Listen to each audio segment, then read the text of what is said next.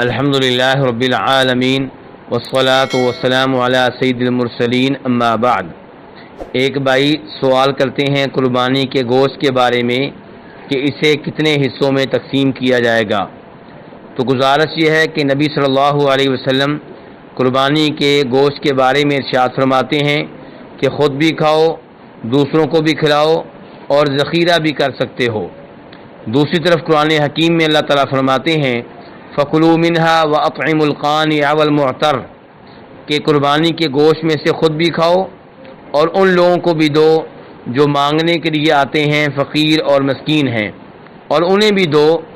جو قناعت کرنے والے ہیں، یعنی کہ مانگنے کے لیے نہیں آتے۔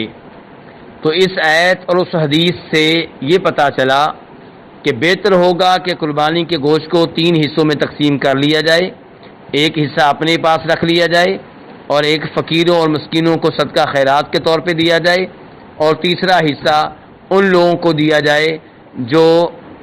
فقیر اور مسکین نہیں ہیں لیکن انہیں تحفہ کے طور پہ دیا جائے، ہدیہ کے طور پہ دیا جائے، مثال کے طور پہ رشتہ دار، پڑوسی، دوست، احباب۔ لیکن یہ ضروری نہیں ہے کہ 3 حصوں میں برابر تقسیم کیا جائے، لیکن بہتر ہوگا کہ 3 حصوں میں تقسیم کر کے 3 طرح کے لوگوں کو دیا جائے، اپنے اہل و عیال کو اور فقیروں اور مسکینوں کو اور دوست، احباب، پڑوسیوں اور رشتہ داروں کو۔ واللہ تعالی اعلم۔